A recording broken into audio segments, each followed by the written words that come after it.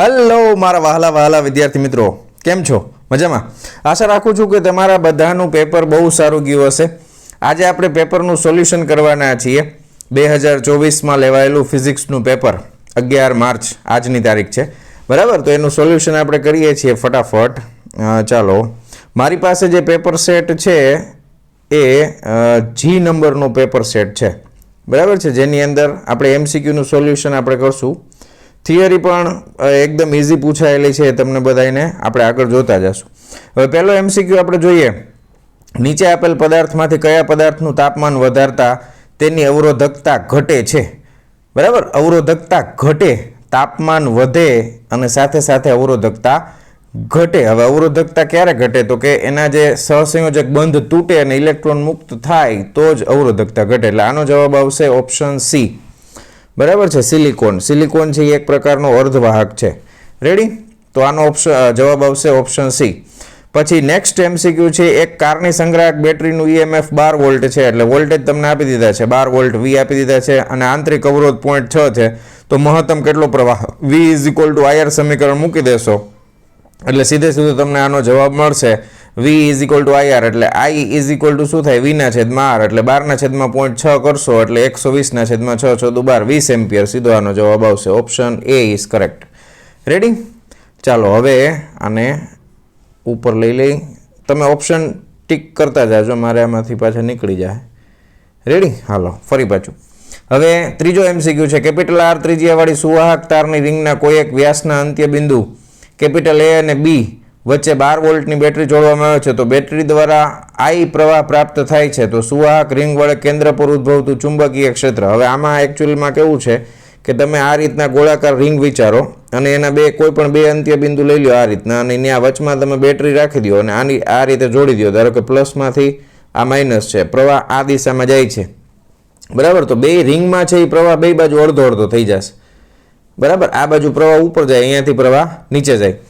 તો ઉદ્ભવતું ચુંબકીય ક્ષેત્ર, પ્રવાહની દિશા ઉલટાયેલી છે, બરાબર? ઉપરનો જે છે એના લીધે ચુંબકીય ક્ષેત્ર અંદર તરફ હોય, નીચેથી જે પ્રવાહ જશે એના લીધે બહાર તરફ હોય. એટલે કેન્દ્રમાં શું થાય? એક બાજુ ચુંબકીય ક્ષેત્ર અંદર, અને જેટલું અંદર છે એટલું ને એટલું બહાર. એટલે અહીંયા આગળ ચુંબકીય ક્ષેત્ર કેવું આવે? સેન્ટરમાં રિંગના કેન્દ્ર ઉપર શૂન્ય આવે. શું આવશે? શૂન્ય આવશે. રેડી? એટલે આના માટે જવાબ છે તમારો શૂન્ય. Option A is correct. Option A is correct. Ready? હાલો, હવે નેક્સ્ટ એમસીક્યુ. સ્થાયી વિદ્યુત પ્રવાહ આઈ ધારિત અને કે સ્મોલ એ જેટલી આડછેદની ત્રિજ્યા ધરાવતા સુરેખ તારના કેન્દ્રથી સ્મોલ આર અંતરે ઉદ્ભવતા ચુંબકીય ક્ષેત્ર બી કેન્દ્રથી સ્મોલ આર ના નીચે આપેલ આલેખમાંથી કયો આલેખ સાચો છે? હવે આ એક્ઝેક્ટ થિયોરોટિકલ ક્વેશ્ચન છે, ટેક્સ્ટબુકમાં આ આલેખ આપેલો છે. એ આલેખ છે ઓપ્શન બી. બરાબર છે? Option B is correct. આ આલેખ તમે જોયેલો હશે. શરૂઆતમાં જે છે એ આરના સમપ્રમાણમાં હોય, બરાબર છે, અને પછી બી ચાલે છે સ્મોલ આર, અને પછી બાકીના અડધા અંતર પછી તમે દૂર જશો તો બહારના વિસ્તારમાં 1/1 પ્રમાણે હોય. એટલે આલેખ જે છે એ બી આવશે. B is right answer. ચાલો, હવે ફિફ્થ એમસીક્યુ. 120 સેન્ટીમીટર લંબાઈના સોલેનોઇડ પર પાસે 400 આટા છે, બરાબર? 400 આટા વીંટાળેલા છે અને 4 આવરણ વીંટાળ્યા છે. એટલે આટાની સંખ્યા ટોટલ કેટલી થઈ ગઈ? ચોકે ચોકે 16. એટલે 1600 આટા થઈ જશે. કેટલા આટા થઈ જશે? 1600 આટાની સંખ્યા થઈ જશે. તો આટાની સંખ્યા મળી ગઈ. લંબાઈ આપી દીધી છે અને સોલેનોઇડનો વ્યાસ આપી દીધો છે 1.8 સેન્ટીમીટર. જો સોલેનોઇડમાં 8 એમ્પિયર વિદ્યુત પ્રવાહ વહેતો હોય તો તેના કેન્દ્ર પાસે બીનું મૂલ્ય જણાવો, બરાબર? તો સોલેનોઇડના કેન્દ્ર પાસે ચુંબકીય બીનું મૂલ્ય કેટલી કઈ રીતના મળશે? સૂત્ર છે તમારી પાસે μ0 ni/L. લખી દો, હાલો ઉભા રહ્યો આમાં. આના માટે સૂત્ર આવશે μ0 ni/L. હવે અહીંયા આગળ ખાસ તમારે આટાની સંખ્યા જે શોધવાની છે, તો અહીંયા આગળ આટા કેટલા થઈ જશે? આટાની સંખ્યા થઈ જશે 400 × 4 એટલે 1600 આટા થઈ જશે. લંબાઈ 120 આપેલી છે, તમારે ખાલી કિંમત મૂકવાની છે μ0 ni માં. μ0 એટલે 4π10⁻⁷ કરશો તમે, પછી 1600 આટા થઈ જશે. પછી વિદ્યુત પ્રવાહ છે 8 ભાગ્યા 120 × 10⁻² કરશું આપણે, બરાબર? લંબાઈ છે એ તમને કેમ આપી છે? જો લંબાઈ છે 120 સેન્ટીમીટર છે એટલે એને મીટરમાં ફેરવવું પડે. તો એ ગુણાકાર ભાગાકાર તમે કરશો એટલે જવાબ તમને મળશે એ 4.27 ગુણ્યા 10⁻³ ઘાત 4.27 પાઈ ગુણ્યા 10⁻³ ઘાત ટેસ્લા. એટલે આનો જવાબ આવશે બી. કયો જવાબ આવશે? બી. ઓહો, રાઉન્ડ મોટું થઈ ગયું. બી બી બી બી ફોર બોમ્બે. વહાલા બાળકો, ચાલો રેડી. હાલો હવે નેક્સ્ટ 6થા નંબરનો MCQ છે આપણી પાસે. 6th MCQ. એલ લંબાઈના સુવાહક તારમાંથી આર ત્રિજ્યાવાળી અને એક આંટાવાળી રિંગ બનાવવામાં આવે છે. તેમાંથી આઈ વિદ્યુત પ્રવાહ પસાર કરતા આ રિંગમાં ચુંબકીય ડાયપોલ મોમેન્ટ સ્મોલ એમ મળે છે. આ તારમાંથી 2 આંટાવાળી રિંગ બનાવવામાં આવે અને આઈ પ્રવાહ ધારિત કરતા મળતી નવી ચુંબકીય ડાયપોલ મોમેન્ટ કેટલી થાય? હવે આમાં છે ને તમારે અહીંયા આગળ ચુંબકીય ક્ષેત્ર M બરાબર NIA તમે કરશો પહેલા માટે. પછી બીજા કેસની અંદર શું થશે તો કે આટાની સંખ્યા છે એ ડબલ થઈ જશે એટલે n ની જગ્યાએ 2n આવી જશે. અને ત્રિજ્યા છે એ તમને એમ કીધું છે કે અડધી થઈ જાય છે. બરાબર, ત્રિજ્યા અડધી થઈ જાય છે. હા, નવી ચુંબકીય ડાયપોલ n છે. હા, અને એક આંટાવાળી રિંગ બનાવવામાં આવે છે. આઈ પ્રવાહ ચુંબકીય ડાયપોલ મોમેન્ટ એમ છે. 2 આંટાવાળી રિંગ બનાવવામાં આવે છે અને આઈ પ્રવાહ ધારિત કરતા મળતી નવી રિંગ. હવે એક આંટામાંથી 2 આંટા કરો તો ત્રિજ્યા કઈ રીતના અડધી થાય એ તમારે ચેક કરવું પડે. તો ત્રિજ્યા આમાં અડધી થશે. તમે જે ગણતરી કરશો તમારે પરિઘને ધ્યાનમાં લઈને ગણતરી કરશો ને એટલે ત્રિજ્યા અડધી થશે. એટલે 2 સૂત્ર તમારે સરખાવવાના થશે. એ 2 સૂત્રને સરખાવશો. પહેલું સૂત્ર છે NIA, એ એટલે તમે મૂકશો πr². બીજા સૂત્રમાં તમે n-ia' કરશો એટલે n' બરાબર 2n થશે અને ત્રિજ્યા છે એ r છે એ એના કરતાં અડધી થશે. બરાબર, તો અડધી થશે એટલે r/2 નો વર્ગ આવશે એટલે છેદમાં 4 આવશે અને ગુણાકારમાં 2 છે એટલે m/2 જવાબ આવશે. ફાઇનલી શું જવાબ આવશે? m/2. Option A is correct. Ready. હવે અહીં સાઈડમાં જે રફ વર્ક કરેલું છે એને ધ્યાનમાં ન લેતા, એ ખોટું હશે. બરાબર, સ્ટુડન્ટે કરેલું હોય એમાં ભૂલ હોઈ શકે. તો હવે નેક્સ્ટ MCQ છે 7મા નંબરનો. એક નાના ગજિયા ચુંબકને તેની અક્ષ પર 0.25 ટેસ્લાના નિયમિત બાહ્ય ચુંબકીય ક્ષેત્ર સાથે 30 ડિગ્રીના કોણે મૂકવામાં આવે છે તો ટોર્ક આપેલું છે. બરાબર છે. તો એના માટેનું સૂત્ર ટોર્ક ટાઉ બરાબર mb sin θ. સૂત્ર શું છે આપણી પાસે? લખી દઉં. ટોર્ક ટાઉ બરાબર mb sin θ. બરાબર, આ સમીકરણ છે. એમાંથી તમારે શું ગોતવાનું છે તો કે તમારે ભાઈ m ગોતવાનું છે. તો એમને કરતા બનાવો. કિંમત બધી તમને આપેલી છે. sin 30 એટલે 1/2 થાય. તમે કિંમત બધી મૂકશો એટલે ફાઇનલી તમને જે જવાબ મળશે એ 36 ગુણ્યા 10⁻2 એટલે 0.36 જવાબ આવશે. Option C is correct. Option C is correct. Ready. Option C is correct. Ready. હાલો હવે આગળ જઈએ. 8મા નંબરનો MCQ. બંધ ગૂંચળા સાથે સંકળાયેલ ચુંબકીય ફ્લક્સ ફાઈ આપેલું છે અને જો ગૂંચળાનો અવરોધ 14 ઓહમ હોય તો t બરાબર 2 સેકન્ડના અંતે વિદ્યુત પ્રવાહનું મૂલ્ય શોધો. તો વિદ્યુત પ્રવાહ માટે તમે સૂત્ર શું મૂકશો તો કે વિદ્યુત પ્રવાહ ગોતવાનો છે તો E બરાબર IR લખો અને E બરાબર આ સૂત્ર જો લખી દઉં. E બરાબર IR પેલું સૂત્ર V is equal two IR અને એના બરાબર જ તે બીજું શું થાય તો કે થશે dφ/dt. ખરેખર થિયરી પ્રમાણે માઇનસ આપણે dφ/dt કરીએ પણ અહીંયા આપણે મૂલ્યનું જ કામ છે એટલે dφ/dt. આનું તમે વિકલન કરશો એટલે 3 દુ 6t બરાબર. 3t² નું વિકલન શું થાય તો કે 3t² નું થશે 6t વત્તા 2t નું થશે 2 એટલે અહીંયા t ની કિંમત છે 2 એટલે 6 દુ 12 ને 2 કેટલા થાય તો કે 14 આવશે. તો આ 14 બરાબર તમે શું કરવાના છો? 14 બરાબર IR આપણે જોઈએ છે ને તો I જોઈએ છે પ્રવાહ. બરાબર, તો પ્રવાહને કરતા બનાવશો તો r છેદમાં વહી જશે. એ 14 જ છે એટલે 14 × 14 એટલે 1 એમ્પિયર જવાબ આવશે. Option A is correct. શું આવશે? Option A is correct. Ready. હાલો, option A is correct. Hello next MCQ 9મા નંબરનો. ઓકે, એક પરિપથમાં 0.1 સેકન્ડમાં વિદ્યુત પ્રવાહ 5 એમ્પિયરથી આ 0 એમ્પિયર થાય છે. જો 100 વોલ્ટ સરેરાશ EMF પ્રેરિત થાય તો આ પરિપથના આત્મપ્રેરકત્વનું ખાલી જગ્યા મૂલ્ય હશે. હવે અહીંયા આગળ E બરાબર L∆I/∆t કરી નાખીએ આપણે. બરાબર, ધારો કે પાછું લખી નાખીએ. E બરાબર L∆I/∆t. Ready. T ready. E બરાબર ∆I/∆t. તમારે ખાલી કિંમત મૂકવાની છે. પ્રવાહ બદલાય છે એટલે અહીંયા ∆I માં 5 આવશે. હવે સમય તમને આપ્યો છે એટલે એ 0.1 આવશે. બરાબર, 0.1 અને ∆I/∆t આત્મપ્રેરકત્વ ગોતવાનું છે. તો એલને તમે કરતા બનાવશો તો અહીંયા આગળ ડેલ્ટા તો ઈ ગુણ્યા ડેલ્ટા ટી ના છેદમાં ડેલ્ટા આઈ અહીંયા કિંમત મૂકી દો એટલે તમને જવાબ મળી જાય. રેડી? તો 100 વોલ્ટ છે તો 100 ગુણ્યા સમય છે 0.1 બરાબર 0.1 અને ભાંગા આપણી પાસે છે 5 બરાબર એટલે 5 દુ 10 તો આ 20 થઈ ગયા 0.1 એટલે 2 હેનરી જવાબ આવશે. શું આવશે? 2 henry. Option B is correct. Ready? હાલો, option B is correct. Next MCQ. તંત્રનું અન્યોન્ય પ્રેરકત્વ નીચેનામાંથી કઈ બાબત પર આધારિત નથી? અન્યોન્ય પ્રેરકત્વ કઈ બાબત પર આધારિત નથી?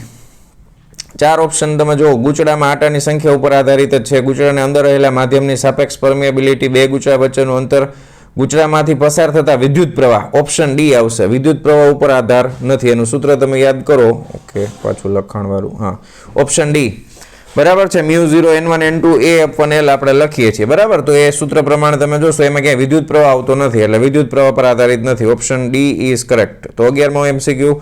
1.1 મીટર લાંબા ધાતુના સળિયાને લંબ અને તેના કોઈ આડછેદમાંથી પસાર થતી અક્ષને અનુલક્ષીને 200 રેડિયન પ્રતિ સેકન્ડ. હવે આ બેઠો દાખલો ધાતુની રિંગવાળો દાખલો છે. આનું સૂત્ર તમને જો મોઢે યાદ હોય તો ફટાફટ થઈ જાય. દાખલો જ છે ટેક્સ્ટ બુકનો. 1/2 b ઓમેગા L સ્ક્વેર બરાબર. b omega L square. બસ આ સૂત્રમાં તમારે કિંમત મૂકવાની છે. 1/2 b ઓમેગા L સ્ક્વેર. આ દાખલો જ છે ટેક્સ્ટ બુકમાં બેઠો બરાબર. આ સૂત્ર પણ એમાં આપેલું છે. r સ્ક્વેર આપણે લખીએ છીએ ટેક્સ્ટ બુક પ્રમાણે. L લ્યો કે r લ્યો કાંઈ વાંધો નહીં. તો આ સૂત્રમાં તમે કિંમત મૂકશો એટલે જવાબ તમને મળશે 50 વોલ્ટ. કેટલો મળશે? 50 વોલ્ટ જવાબ મળશે. તો ઓપ્શન બી ઇઝ કરેક્ટ. આમાં આવશે ઓપ્શન બી. રેડી? હાલો, નેક્સ્ટ એમસીક્યુ. નીચેનામાંથી કયા એસી પરિપથ માટે પાવર ફેક્ટરનું મૂલ્ય 0 થઈ શકે છે? હવે પાવર ફેક્ટરનું મૂલ્ય 0 કેમાં થાય? તો કે એલસી શ્રેણી પરિપથમાં થાય. કેમાં થાય? એલસી શ્રેણી પરિપથ માટે પાવર ફેક્ટર 0. cos phi બરાબર જો આ રીતના. અરે લખાણ મને આમાં બહુ ટેવ ઓછી છે. પહેલી વાર આમાં બનાવું છું વિડીયો. વળી કે સર આ શું કરો તમે? પણ આપણે પ્રેક્ટિસ જ નહીં, આપણે બોર્ડમાં જ પ્રેક્ટિસ છે. તો cos phi પાવર ફેક્ટર એટલે તમે r/mod z લખો છો ને બરાબર. હવે એલસી શ્રેણી પરિપથ હોય તો અવરોધ તો હાજર જ નહીં, તો r0 થઈ ગયું તો પાવર ફેક્ટર 0 થાય. એટલે option D is correct. Ready? કયું ઓપ્શન આવશે? Option D is correct. ચાલો, હવે નેક્સ્ટ એમસીક્યુ 13મો. એક એલસીઆર શ્રેણી પરિપથને 240 વોલ્ટ મહત્તમ મૂલ્યવાળા એસી ઉદ્ગમ સાથે જોડેલ છે. આ પરિપથમાં વોલ્ટેજ અને વિદ્યુત પ્રવાહ વચ્ચે કડા તફાવત આપ્યો છે φ 45 ડિગ્રી. જો અવરોધનું મૂલ્ય 100 ઓહમ હોય તો પરિપથમાંથી પસાર થતા વિદ્યુત પ્રવાહનું આરએમએસ મૂલ્ય શોધો. હવે આની ગણતરી થોડીક લાંબી છે. હવે તમને જે અહીંયા વોલ્ટેજ આપ્યા છે ને એ મહત્તમ મૂલ્યવાળા છે એટલે અહીંયા આગળ તમને વીએમ તો અહીંયા આગળ તમને વીએમ આપેલું છે બરાબર છે. આ વીએમનું મૂલ્ય 240 વોલ્ટ છે. રેડી? હવે એસી ઉદ્ગમ સાથે જોડેલ છે. હવે વીએમ બરાબર તમને ખબર છે તમારે શું ગોતવાનું પછી આરએમએસ મૂલ્ય. તો આઈઆરએમએસ બરાબર શું થાય? આઈઆરએમએસ બરાબર વીઆરએમએસ ના છેદમાં શું આવશે? વીઆરએમએસ ના છેદમાં મોડ ઝેડ. રેડી? હવે અહીંયા આગળ વીઆરએમએસ એટલે તમે લખી શકો VM/√2. રેડી? અને ગુણાકારમાં મોડ ઝેડ તો છે જ. એટલે અહીંયા આગળ તમારે શું ગોતવાનું થશે? તો કે પહેલાં તો ઝેડની કિંમત ગોતવી પડશે. તો cos phi ની કિંમત આપેલી છે 45 બરાબર. એટલે તમારે કરવાનું, હવે હું ખાલી બોલતો જાઉં છું, તમે ગણતરી કરી શકો છો. cos phi બરાબર શું થશે? r ના છેદમાં મોડ ઝેડ. એટલે મોડ ઝેડની કિંમત તમને 100√2 મળશે. મોડ ઝેડ કેટલા મળશે? 100√2. કેટલા મળ્યા? 100√2 મળશે. હવે એ કિંમત તમે સૂત્રમાં મૂકી દેશો એટલે આઈઆરએમએસ તમને મળશે 1.2 એમ્પિયર. કેટલો મળશે? 1.2 એમ્પિયર. તો option D is correct. Option D is correct બરાબર. આ થોડોક ગણતરી વધારે છે આ એમસીક્યુમાં, થોડોક લાંબો છે. રેડી? હાલો, પછી 14મા નંબરનો એમસીક્યુ પ્યોર થિયોરેટિકલ. એમ્પિયર મેક્સવેલનો નિયમ. એમ્પિયર મેક્સવેલનો નિયમ એટલે સ્થાનાંતર પ્રવાહને ધ્યાનમાં લેવો પડે એટલે ઓપ્શન ડી તમે જરાક જોવો જોઈએ. μ0ε0 d∅e/dt બરાબર. એટલે ઓપ્શન ડી ઇઝ કરેક્ટ. અરે યાર, option D is correct. Ready? સ્થાનાંતર પ્રવાહ ધ્યાનમાં લેવાનું છે વાલા બાળકો. તો સ્થાનાંતર પ્રવાહનું સૂત્ર આપણે થિયરીમાં છે જ. રેડી? હાલો, પછી ક્રિકેટ મેચમાં બોલની ઝડપ માપવા માટે વપરાતી સ્પીડ ગનમાં શું આવે ભાઈ? પારરક્ત આવશે, માઇક્રોવેવ આવશે, શું આવશે? માઇક્રોવેવ તરંગો આવે. શું આવે આમાં? માઇક્રોવેવ તરંગો આવે. Option C is correct. Pure theoretical question છે. ચાલો, પછી 1.25 વક્રી ભવનાંક ધરાવતા માધ્યમમાં પ્રકાશની ઝડપ જણાવો. વક્રી ભવનાંક વાળો દાખલો છે. વક્રી ભવનાંક v બરાબર c બાય n કરી નાખો. v બરાબર c/1 ઈટા કરી નાખો. બરાબર, વક્રી ભવનાંક એટલે આપણે n વડે દર્શાવી છે. રેડી, આમાં સૂત્રમાં તમે કિંમત મૂકી દો એટલે જવાબ તમને મળશે 2.4 × 10⁸. બરાબર, 2.4 × 10⁸. Option A is correct. Ready, હાલો ચાલો નેક્સ્ટ MCQ 17મો. એક નાના ટેલિસ્કોપમાં 140 સેન્ટીમીટર ઓબ્જેક્ટિવ ને 5 સેન્ટીમીટર ત્રિજ્યા. તો નાનું ટેલિસ્કોપ છે, ટેલિસ્કોપની મોટો શક્તિ આપણે ગોતવાની છે FO/FE. મૂકો કિંમત m બરાબર મોટો શક્તિ નાના ટેલિસ્કોપની FO/FE. આમાં આપણે કિંમત મૂકી દો એટલે 140 × 5 એટલે 28 આવશે. 140 × 5 એટલે 28 જવાબ આવશે. રેડી, હાલો જવા દેવું. ચાલો નેક્સ્ટ MCQ પ્યોર થિયોરેટિકલ. ટેક્સ્ટબુકમાં ડાયાગ્રામ છે, આકૃતિ જોઈને જ તમને ખબર પડી જવી જોઈએ કયો ઓપ્શન આવશે. હવે સમતલથી દૂર જતું હોય એવો ઓપ્શન હોય. બરાબર, પાતળા પ્રિઝમ માટે. તો પાતળા પ્રિઝમ માટે આપાત સમતલ તરંગ છે, C નંબરની આકૃતિ જોવો તમારામાં. બીજા પેપરમાં ઓપ્શન આડાવડા હશે, ધ્યાન આપજો. તમારા પેપરના ઓપ્શન ને બીજા પેપરના ઓપ્શન ચેન્જ કરી નાખ્યા હોય. તો અહીંયા આગળ આપાત સમતલ છે ને, સમતલ જેટલી જગ્યા ઓછી એટલું અંતર વધારે કાપે પ્રિઝમમાં. બરાબર, એટલે ઓપ્શન C ઇઝ કરેક્ટ આવશે. રેડી, ચાલો પછી નેક્સ્ટ. બે અસુસંબદ્ધ ઉદ્ગમો માંથી નીકળતા બે સમાન તીવ્રતા I0 વાળા. તો અસુસંબદ્ધ ઉદ્ગમોમાં તીવ્રતાનો શું થાય? સીધો સરવાળો I0 + I0 એટલે 2I0 થશે. બરાબર, એટલે ઓપ્શન C ઇઝ કરેક્ટ.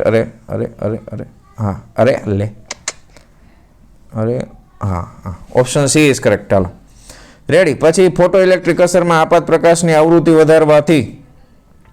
હવે તમે આવૃત્તિ વધારી દો ફોટો ઇલેક્ટ્રિક અસરમાં એટલે EV બરાબર HF - phi આપણી પાસે સૂત્ર છે.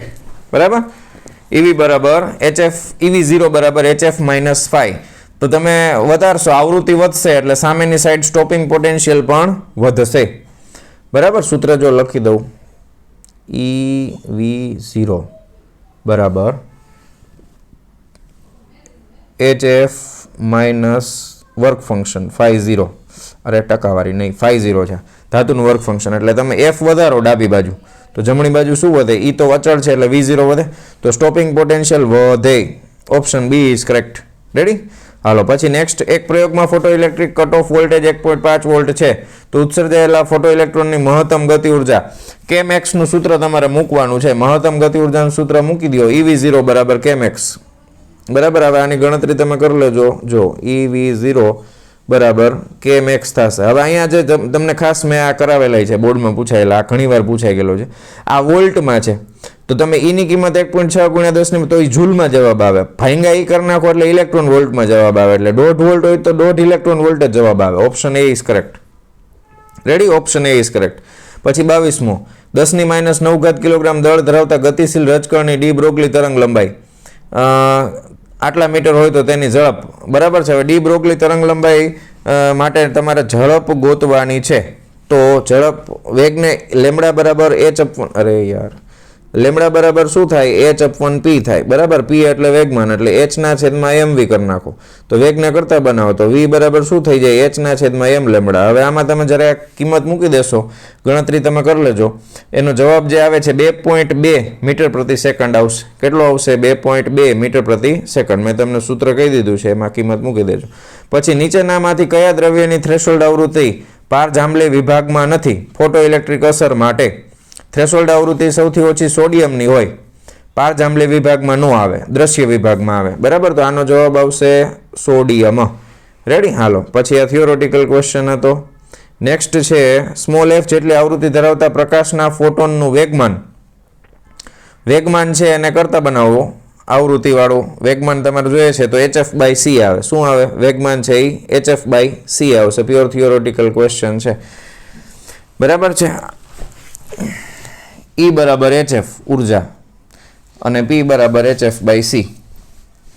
રેડી, તો વેગમાન છે ફોટોનનું વેગમાન થઈ જશે hf/c. અરે યાર, ઓપ્શન B ઇઝ કરેક્ટ. અરે હા, રેડી, લખી નાખ્યું. ચાલો હવે નેક્સ્ટ MCQ છે. હાઇડ્રોજન પરમાણુમાં પ્રથમ કક્ષકની ત્રીજી A0 હોય તો ત્રીજી ઉત્તેજિત કક્ષામાં, મેં તમને કીધું હતું દર વખતે, ત્રીજી ઉત્તેજિત એટલે n બરાબર 4 થાય ભાઈ. ત્રીજી ઉત્તેજિત એટલે n બરાબર 4 થશે. ધ્યાન આપજો. બરાબર છે. હવે તમને ખબર છે કે ત્રિજ્યા છે એ ચલે છે સીધી એન સ્ક્વેર આવે, ત્રિજ્યા છે એ એન સ્ક્વેરના સમપ્રમાણમાં હોય એટલે સીધે સીધી ચોકે 16 થઈ જશે અને ઓલાની તો એ 0 છે જ, તો 16 એ 0 આવે. ઓપ્શન ડી ઇઝ કરેક્ટ આવશે. બરાબર, આમાં આવશે ઓપ્શન ડી ઇઝ કરેક્ટ. આવા મેં તમને બોર્ડમાં પૂછાઈ ગયેલા કરાવ્યા છે, જો જેને જોયેલા હશે વિડીયો એને ખબર જ હશે ને આવડી ગયું હશે. બરાબર છે. ચાલો નેક્સ્ટ MCQ. થોમ્સનના મોડેલમાં પરમાણુનું પરિમાણ રધરફોર્ડના મોડેલના પરમાણુના પરિમાણ બે હરખા જ છે, એ જુદા જુદા નથી. બરાબર, બેના પરિમાણ કેવા છે? સરખા જ છે. બરાબર, થી જુદું નથી. પરિમાણ તો સરખા જ છે બેના, થિયરીમાં બેના પરિમાણ સરખા જ છે, થી જુદું નથી. બરાબર, ઓપ્શન સી આવશે.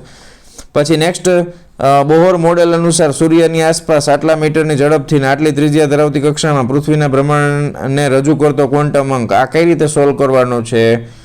બરાબર, તો કોણીય વેગમાન L બરાબર એક સૂત્ર NH/2π તમે મૂકશો અને બીજું સૂત્ર તમે મૂકશો એના બરાબર mvr. બરાબર, તમારે ક્વોન્ટમ અંક જોઈશે તો n ને કરતા બનાવશો એટલે mvr × 2π/h આવશે. ગણતરી થોડીક વધારે છે, લાંબી છે. કેલ્ક્યુલેશન તમે કરશો એટલે તમને જવાબ મળશે 2.6 × 10⁻74. આમાં કયો ઓપ્શન સાચો છે? 10⁻74 સી. બરાબર, તમારા પેપર પ્રમાણે ઓપ્શન સી ઇઝ કરેક્ટ. 2.6 × 10⁻74. ગણતરી થોડીક મોટી છે. પછી નેક્સ્ટ, હાઇડ્રોજન પરમાણુમાં કોઈ એક કક્ષકમાં રહેલા ઇલેક્ટ્રોનની ગતિ ઉર્જા x હોય તો તેની કુલ ઉર્જા, ગતિ ઉર્જા અને કુલ ઉર્જા સરખી હોય પણ કુલ ઉર્જા ઋણ હોય, ગતિ ઉર્જા ધન હોય એટલે -x આવશે. અરે -x. Option A is correct. Option A is correct. Ready. પછી નીચેનામાંથી સૂર્યમાં થતી સંલયન પ્રક્રિયા માટે નીચેનામાંથી કયો સાચો વિકલ્પ પસંદ કરે? હવે આ પ્યોર થિયોરોટિકલ છે, આ ચેપ્ટરમાંથી ઘણી બધી વસ્તુ નીકળી ગઈ છે એટલે આવા પૂછાવાની શક્યતા વધારે. 12.86 MEV આવે છે સંલયન પ્રક્રિયામાં. બરાબર, થિયરીમાં તમે જોઈ લેજો, ડાયરેક્ટ ટેક્સ્ટબુકમાં થિયરી આપેલી છે એમાં આ જરાક ચેક કરી લેજો. આ પ્રક્રિયા છે જ ટેક્સ્ટબુકમાં. 12.86 MEV છે. રેડી. ચાલો નેક્સ્ટ. હવે અહીંયા આગળ r બરાબર r0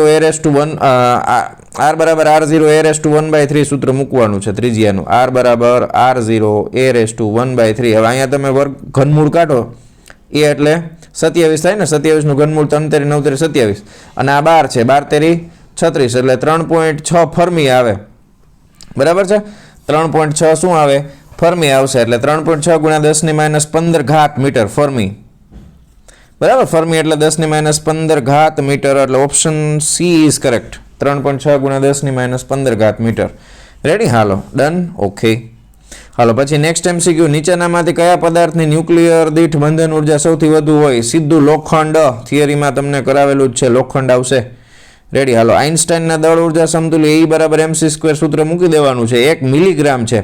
હવે મિલીના 10⁻³ થાય, એને કિલોગ્રામમાં ફેરવો એટલે 10⁻6 થાય. ખાસ ધ્યાન આપજો. દળ છે એ અરે આમાં ખાસ ધ્યાન આપવાનું આ હતું કે દળ છે ને 10⁻6 કિલોગ્રામ થાય. બાકી તો બધું સહેલું જ છે. સીનો વર્ગ કરો એટલે 3 તેરી 9 અને 8નું 16 એટલે 9 × 16 એમાંથી 6 ગઈ એટલે 9 × 10⁻10 આવે. 9 × 10⁻10 જૂલ. બરાબર છે, 9 × 10⁻10 જૂલ આવશે. તો ઓપ્શન સી ઇઝ કરેક્ટ. ચાલો ડન. પછી કોઈ એક તત્વના બે સમસ્થાનિકોના દળ. હવે આ ટેક્સ્ટબુકનો બેઠો થિયરીના સ્વરૂપમાં તમને સમજાવેલું છે. બરાબર છે, 34.98 × 75.4 વત્તા 36.98 × 24.6 ભાંગ્યા તમારે કરવાનું 100 એટલે એનો જવાબ આવે 35.47 U. કેટલો આવે છે? 35.47 U. Option B is correct. બરાબર, 35.47 U આવશે. રેડી. પછી પી પ્રકારના અર્ધવર્ક માટે નીચેનામાંથી કયું વિધાન સાચું છે? પી એટલે પોઝિટિવ, પોઝિટિવ એટલે હોલ. હોલ છે એ મેજોરિટી ચાર્જ કેરિયર હોય અને હોલ બનાવવા હોય તો તમારે કેવી અશુદ્ધિ ઉમેરવી પડે? પેન્ટાવેલેન્ટ આવે કે ટ્રાયવેલેન્ટ અશુદ્ધિ આવે? બરાબર છે, ટ્રાયવેલેન્ટ અશુદ્ધિ આવશે ને, જેની અંદર 3 જ ઇલેક્ટ્રોન હોય એટલે ટ્રાયવેલેન્ટ અશુદ્ધિ અને hole majority. Option D is correct. બરાબર છે. પછી તમને એમ કીધું છે કે ભાઈ પીએન જંકશન ડાયોડને ફોરવર્ડ બાયસમાં આપવામાં આવે તો ત્યારે તે ફોરવર્ડ બાયસ તમે આપશો તો શું થશે? ફોરવર્ડ બાયસમાં આપો તો પોટેન્શિયલ બેરિયર, ફોરવર્ડ બાયસ એટલે પોઝિટિવની સાથે પોઝિટિવ, નેગેટિવની સાથે નેગેટિવ, પોટેન્શિયલ બેરિયરની ઊંચાઈ ઘટશે. શું થાય? ઊંચાઈ ઘટાડે છે. Option B is correct. Ready. ચાલો ડન. ઓકે. હાલો હવે આગળ નેક્સ્ટ MCQ, કેડમિયમ સલ્ફાઇડ એ કયા પ્રકારનું અર્ધવાહક છે? તો કે અકાર્બનિક. સિમ્પલ થિયોરોટિકલ ક્વેશ્ચન છે. આ અકાર્બનિકમાં આવશે. કેમાં આવશે? અકાર્બનિક આવશે. પછી 37મા નંબરનો નીચેનામાંથી ટીક કરી દઉં. ઓપ્શન બી, નીચેનામાંથી કયા તત્વ માટે ઉર્જાનો ગેપ 3 ઇલેક્ટ્રોન વોલ્ટ કરતાં વધારે હોય? અધાતુમાં સૌથી વધારે હોય, 3 ઇલેક્ટ્રોન વોલ્ટ કરતાં જાજો હોય, ધાતુમાં સાવ ઓછો હોય. બરાબર છે. મિશ્ર ધાતુમાં અને અર્ધ ધાતુમાં 1.5 ઇલેક્ટ્રોન વોલ્ટની નજીક હોય, અધાતુમાં સૌથી વધારે હોય, 3થી વધારે. તો આમાં આવશે અધાતુ. રેડી. પછી 38મા નંબરનો MCQ, 38મા MCQમાં જો શું કહે છે? આકૃતિ આપી છે. અનંત રિવર્સ બાયસ ધરાવતા ડાયોડને આકૃતિમાં દર્શાવેલ પરિપથમાં જોડેલ છે, તો I1 અને I2ના મૂલ્યો અનુક્રમે કેટલા હશે? હવે આ રીતના તમે પહેલાં જો, બેટરીનો ઋણ ધ્રુવ છે એની સાથે પોઝિટિવ છે, એટલે આ રિવર્સ બાયસ થઈ ગયું. રિવર્સ બાયસમાં પ્રવાહ શૂન્ય હોય એટલે I1 તો 0 થઈ જ ગયો, ડન થઈ ગયું. I2 આપણે ગોતવો પડશે, તો V IR તમે સૂત્ર મૂકો એટલે બધો પ્રવાહ છે એ અવરોધમાંથી જ પસાર થાય, 50માંથી. તો ચાલો કરીએ ગણતરી. V IR, તો I ને કરતા બનાવો તો I બરાબર V/R કરી નાખો એટલે V કેટલા છે ભાઈ? 10. 10/R એટલે કેટલા થાય? તો 50. બરાબર. એટલે આ થઈ ગયા 5 દુ 10 એટલે 0.2. તો 0 અને 0.2, I1 નો તો 0 થઈ ગયો એટલે 0 અને 0.2 એટલે ઓપ્શન A ઇઝ કરેક્ટ. કયો આવશે ઓપ્શન આમાં? Option A is correct. Ready. ચાલો નેક્સ્ટ MCQ છે 39મો. એક સમઘનના કેન્દ્ર પર સ્મોલ q વિદ્યુતભાર મૂકતા તેમાં કઈ એક બાજુ સાથે સંકળાયેલ વિદ્યુત ફ્લક્સ, સમઘનમાં 6 બાજુ હોય એટલે q/6ε0 આવે સીધો. આ ઘણી વાર આપણે કરેલો છે આ રીતના MCQ. બરાબર. q/6ε0 આવે, 6 બાજુ હોય એટલે. રેડી. ચાલો ડન. પછી વિદ્યુત ક્ષેત્રનું પારિમાણિક સૂત્ર. વિદ્યુત ક્ષેત્રનો એકમ તમને યાદ હોવો જોઈએ. વિદ્યુત ક્ષેત્ર એટલે ન્યૂટન પ્રતિ કુલંબ થાય. હવે ન્યૂટન કુલંબ એટલે I બરાબર q/t એટલે આ થઈ જશે એમ્પિયર અને સેકન્ડ. હવે ન્યૂટન એટલે કેજી ઇન્ટુ મીટર પ્રતિ સેકન્ડનો વર્ગ છેદમાં એમ્પિયર અને સેકન્ડ તો છે જ એટલે M1 શું આવશે? M1 L1 T-3A-1. M1 L1 T-3A-1. Option A is correct. M1 L1 T-3A-1. હાલો લખી નાખો ફટાફટ. ચાલો નેક્સ્ટ MCQ. બે સમાન સુવાહક ગોળાઓ A અને B પર અનુક્રમે +q અને -q વિદ્યુતભાર છે. તેમની વચ્ચેનું અંતર D હોય ત્યારે તેમની વચ્ચે બળ F છે. જો ગોળા B પરથી 50% વિદ્યુતભાર A પર સ્થાનાંતર કરવામાં આવે, B માંથી એમાં અડધો લઈ ગયા છો. હવે આમાંથી અડધો લઈ જાઓ એટલે અડધો q/2 આને મળે. એટલે ઓલો પ્લસ વાળો, અરે યાર, આ જે પ્લસ વાળો છે એ +q/2 થાય નવી કન્ડિશનમાં, અને માઇનસ વાળો છે એનો અડધો ગયો એટલે -q/2 થાય. હવે સૂત્ર kq/r² તમે મૂકશો એટલે 1/4 આવી જાય ના, 2 દુ 4 આવશે સૂત્રમાં, એટલે સીધું આપણે લખી નાખીએ ઓપ્શન B ઇઝ કરેક્ટ. બરાબર છે. F/4 થઈ જશે. ડન. હાલો નેક્સ્ટ MCQ છે આપણી પાસે 42મા નંબરનો. એક સમબાજુ ત્રિકોણના ત્રણેય શિરોબિંદુ પર સમબાજુ ત્રિકોણ +q મૂકવાનું, ત્રિકોણના મધ્ય કેન્દ્ર વિદ્યુત ક્ષેત્ર +q શૂન્ય જોઈએ હંમેશા. આવા કેટલાય તમે દાખલા ગણેલા છે. શું આવે? વિદ્યુત ક્ષેત્ર ત્રણેય શિરોબિંદુઓના કારણે સમાન અંતર ઉપર હોય એટલે વિદ્યુત ક્ષેત્ર છે એ બધા એકબીજાનું દૂર કરી નાખશે, તો પરિણામી બળ 0 જ થાય. અરે હાલો નેક્સ્ટ MCQ 43મા નંબરનો. સમાન વિદ્યુતભાર. હવે આ મેં તમને બોર્ડમાં 43માં પહેલા કરી નાખી. સમાન વિદ્યુતભાર પૃષ્ઠ ઘનતા સિગ્મા ધરાવતા બે અનંત સમતલ એકબીજાને સમાંતર હોય તો તેમની વચ્ચે ઉદ્ભવતું વિદ્યુત ક્ષેત્ર. હવે બે સમતલમાંથી વિદ્યુત ક્ષેત્ર એક સરખું જ નીકળશે, પણ બેની દિશા પરસ્પર કેવી હશે? વિરુદ્ધ. એટલે એના લીધે પરિણામી વિદ્યુત ક્ષેત્ર કેટલું થઈ જાય? શૂન્ય જ થઈ જાય. શું થઈ જાય? શૂન્ય થઈ જાય. રેડી. શૂન્ય આવશે. તો ઓપ્શન A ઇઝ કરેક્ટ. અહીંયા આવશે A. પછી 44મા નંબરનો MCQ. આ મેં બોર્ડમાં કેટલી વાર પૂછાઈ ગયા છે અને તમને કરાવેલો પણ છે MCQ. બરાબર છે. ગણતરી થોડીક વધારે છે, પણ તમે જો ડાયરેક્ટ મોઢે યાદ હોય તો √2 + 1/2 kq²/s² થાય. બરાબર. ચાલો તમને થોડુંક સમજાવી દઉં. હાલો વાંધો નહીં. જો અહીંયા એક બળ આ બાજુ લાગશે. બરાબર. એક બળ આ બાજુ લાગશે. હવે F બરાબર kq1q/r² +q ને લીધે એક આમ બે વચ્ચેનું પરિણામી બળ છે અહીંયા આવશે. તો વર્ગમૂળની અંદર f² + cos 90 એટલે તો 0 થઈ જાય. એટલે આનું પરિણામી આવશે √2f. કેટલું આવશે? પહેલાનું √2f. હવે આ બે વચ્ચેનું અંતર જો આના લીધે આ અંતર છે એ કેટલું થાય? તો કે આ પાયથાગોરસનો સિદ્ધાંત મૂકો એટલે આ √2a થાય. કેટલું થાય? √2a.